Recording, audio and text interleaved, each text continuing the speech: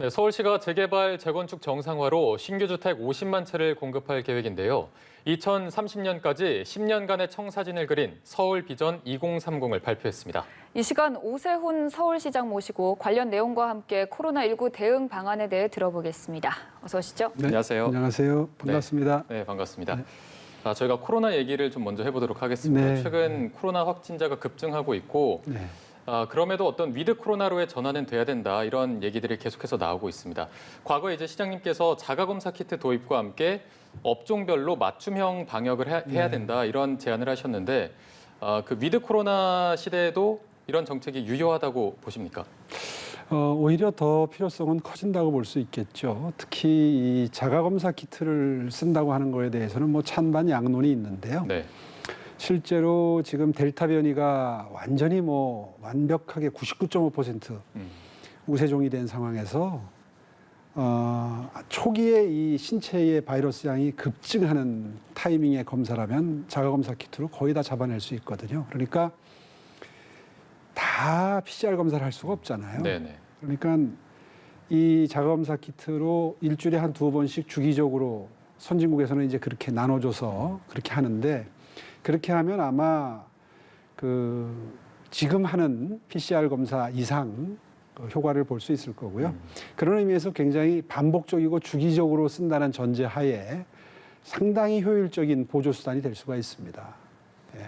네, 그럼 이제 또 부동산과 관련된 얘기를 좀 나눠보도록 하겠습니다. 시장님께서는 뭐 워낙 재건축, 재개발의 정상화에 대한 포부를 많이 내세우셨기 때문에 관심도 높은 상황인데 그 중에서도 이른바 오세훈표 신속통합 기획에 대해서 많이 내세우고 계세요. 이와 관련해서 조금 구체적으로 말씀을 해주신다면요.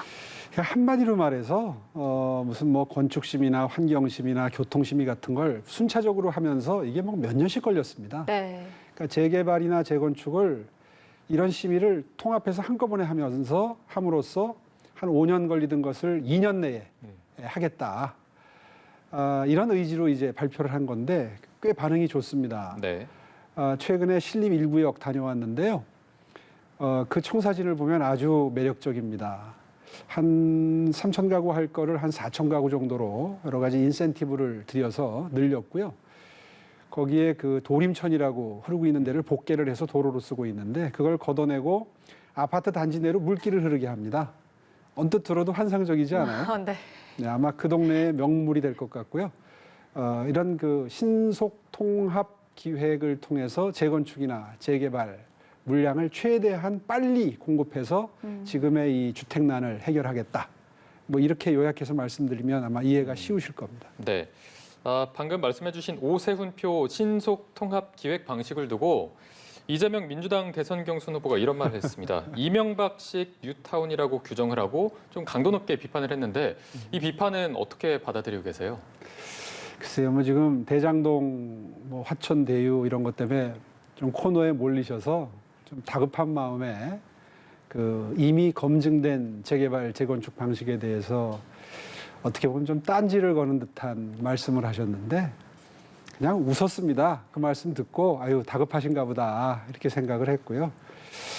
그 말을 진심으로 앞으로 계속하시면 판단력에 문제가 있는 정치인으로 아마 치부가 되실 가능성이 전 높다고 생각합니다. 왜냐하면 이미 뭐 한 10년, 20년 전부터 재개발, 재건축은 낡은 집을 허물어서 새로 집을 공급하면서 물량도 늘어나는 다시 말해서 서울같이 대규모로 이렇게 여유부지가 없는 도시에서는 유일한 방법이거든요. 근데 그걸 그렇게 폄훼해버리시면, 깎아내리시면 지금 주택이 부족해서 이 주택 가격이 급격하게 상승하는 국면을 어떻게 해결하겠다고 하는 것인지 화천대유, 천화동인처럼 그 몇몇 언론인, 법조인, 정치인 이런 기득권 분들에게 수백억, 수천억 벌게 해드리려고 서민들 땅 뺏은 거거든요. 그 수용해가지고 이 아파트 진 거거든요. 경기도는 그렇게라도 할 수 있습니다. 빈 땅이 많으니까요. 서울엔 그런 땅이 없어요. 그거하고 비교해보면 금방 얼마나 좀 무리스러운 말씀을 하신 건지 아마 국민 여러분들이 더 잘 알고 계실 겁니다. 네. 네. 그리고 또 지적이 나오는 부분이 서울시 바로 세우기라는 명목으로 뭐 태양광이든 민간 주택에 관한 뭐 네. 보조금 사업에 대한 감시가 진행 중인 상황인데 이를 두고 조금 정치적인 행보이다라는 지적도 나오고 있는 상황이거든요. 정치적인 행보가 아니라 그동안에 10여 년 동안 있었던 여러 가지 잘못된 예산 집행에 대해서 시민 여러분께 이제 알리기 시작한 겁니다. 지금 이제 감사가 진행이 되고 있고 성과 평가가 진행이 되고 있는데요.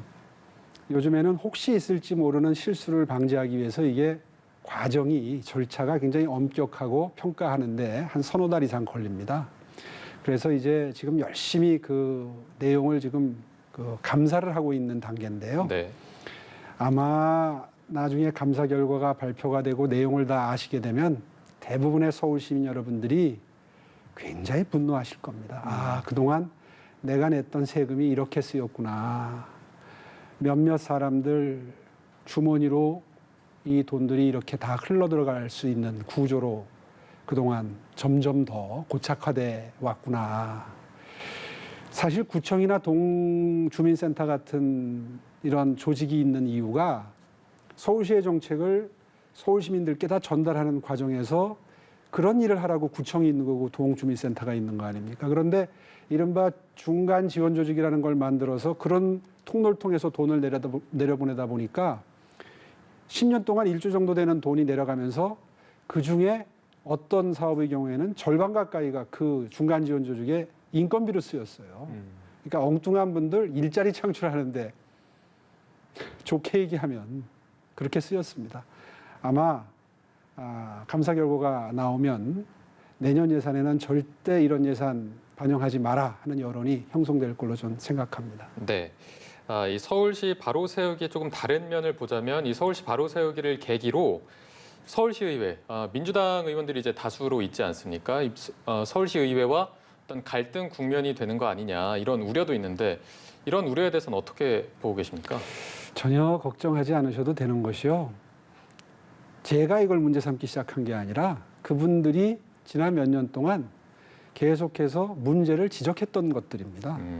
그러니까 110석 중에 101석 뭐 이렇게 많지 않으십니까? 지금 민주당이. 네네. 그분들이 지적했던 걸 그대로 지금 감사하는 겁니다. 과거 행정감사에서 비판했던 그럼요. 점들. 본인들도 다 비판했던 거 그대로 지금 지적하고 있는 겁니다. 제가.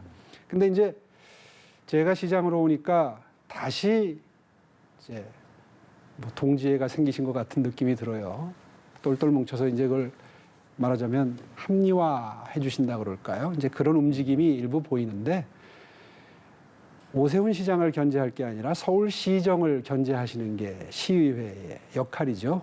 좀 뭐 별로 크게 그렇게 걱정하지 않습니다. 네, 네. 뭐 시의회와 관련된 발언을 조금 해주시긴 했지만 또 하반기에 예산안 편성과 관련된 문제도 크게 남아있지 않습니까? 네. 이 시의회와 어떻게 또 풀어 나가실지도 궁금하거든요. 방금 전에 말씀드린 것처럼 시민 여러분들께서 국민 여러분들께서 아시게 되면 정말 이건 동의할 수 없다 하는 형태의 정책, 예산 이렇게 배정이 돼 있었거든요.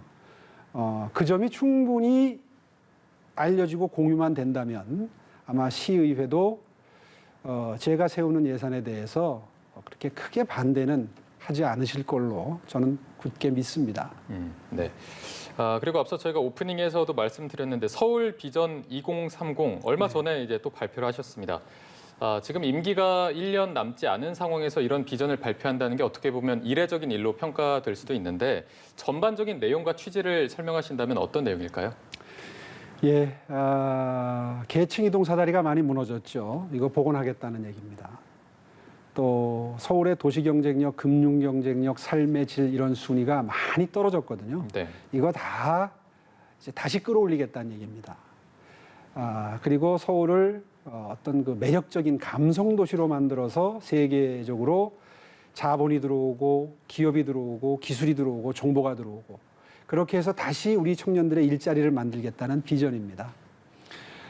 그런 비전은 사실 1년 만에 실현하는 것이 쉽지 않죠. 이제 그래서 선거할 때부터 한 번 더 하는 것을 말씀을 드렸었고요. 실제로 비전을 달성하기 위해서도 필요하지만 방금 전에 말씀드린 이런 문제점을 개선하는 것도 지금 제가 바꾸고 싶은 거에 반의 반쪽도 바꾸질 못했습니다. 실제로 뜻대로 안 될 때는 제가 아직은 내가 시장이 아니다, 혼자 그렇게 되낼 때가 많습니다. 네. 역부족이거든요. 시의회 상황도 그렇고. 그래서 5년짜리 비전을 세웠고요. 잘못된 그동안 흐트러진 서울시의 기강 바로 세우는데도 5년이 필요하고 또 지금 말씀드린 긍정적인 의미에서의 우리의 미래, 비전 이것도 실현해내는데 5년은 필요할 것 같습니다. 네. 그리고 조금은 예민한 질문일 것 같은데요. 일단 경찰이 시장님의 파이시티 발언과 관련해서 기소 의견으로 검찰에 송치한 상태입니다. 네. 뭐 그 전에 과잉 수사라고 입장을 내비친 바는 있지만 모레 또 검찰 출석을 앞두고 계신 상황에서 어떻게 바라보시는지요? 두 가지 점에서 형평, 공정을 바라고 있습니다. 네. 국가 공권력, 수사도 국가 공권력의 행사인데 이게 어떤 합법적인 폭력 수단으로 전락하면 안 되겠죠. 그런 의미에서 이재명 지사께서 대법원에서 받은 판례가 이재명 지사 따로, 오세훈 시장 따로 이중 기준으로 적용이 되면 그거는 공정한 법 집행이 아니겠죠. 또 박영선 후보와 오세훈 후보도 동일하게 법이 적용이 돼야 되겠죠.